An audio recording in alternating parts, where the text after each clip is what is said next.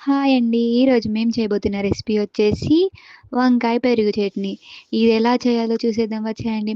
ముందుగా medium size ఉన్న వంకాయలను రౌండ్‌గా కట్ చేసుకొని పెట్టుకోవాలి. కట్ చేసుకున్న తర్వాత వాటినన్నిటిని ఒకసారి బాగా కడుక్కొని అవి పక్కన పెట్టేసుకోవాలి. తర్వాత ఒక ప్లేట్ తీసుకొని ఆ ప్లేట్‌లో తగినంత పసుపు, అలాగే ఉప్పు, కారం, తగినంత ఆయిల్ వేసుకొని ఒకసారి బాగా కలుపుకోవాలి. అవి బాగా కలుపుకున్న తర్వాత మనం ముందుగా కోసి పెట్టుకున్న వంకాయ ముక్కలను వాటిలో వేసి ఆ పసుపు, ఉప్పు, కారం అన్నీ ఈ వంకాయ ముక్కలకు బాగా పట్టేలాగా అన్నిట్లకి కలుపుకొని పక్కన పెట్టుకోవాలి.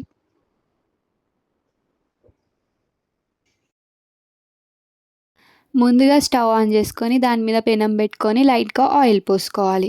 ఆ ఆయిల్ హీట్ అయిన తర్వాత మనం ముందుగా మ్యాగ్నేట్ చేసి పెట్టుకున్న వంకాయ పీసెస్‌ను ఆ ఆయిల్‌లో వేసి ఒక్కటొక్కటి తిప్పుకుంటూ బాగా ఫ్రై చేయాలి. అవి బాగా ఫ్రై అయిన తర్వాత వాటిని పక్కన పెట్టుకోవాలి.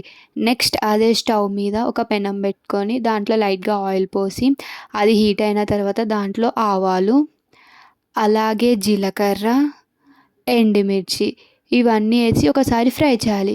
ఇవి ఫ్రై అయిన తర్వాత దాంట్లోనే మిర్చి, కరివేపాకు, ఆనియన్స్ వేసి మళ్ళీ ఒకసారి ఫ్రై చేయాలి.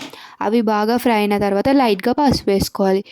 వేసుకొని ఒక 2 మినిట్స్ అట్లనే స్టవ్ మీద ఉంచండి.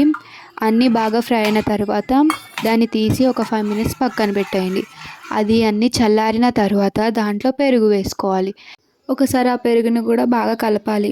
అది బాగా మిక్స్ అయిన తర్వాత దాంట్లో వంకాయ ముక్కలను యాడ్ చేసుకొని దానికి కూడా మంచిగా మిక్స్ అయ్యేలాగా ఒకసారి కలుపుకోండి. అంతే అండి, మన టేస్టీ టేస్టీ వంకాయ పెరుగు చారు రెడీ అయిపోయింది. మీకు కానీ మన వీడియో నచ్చినట్టయితే లైక్ చేయండి, షేర్ చేయండి, కామెంట్ చేయండి. బాయ్.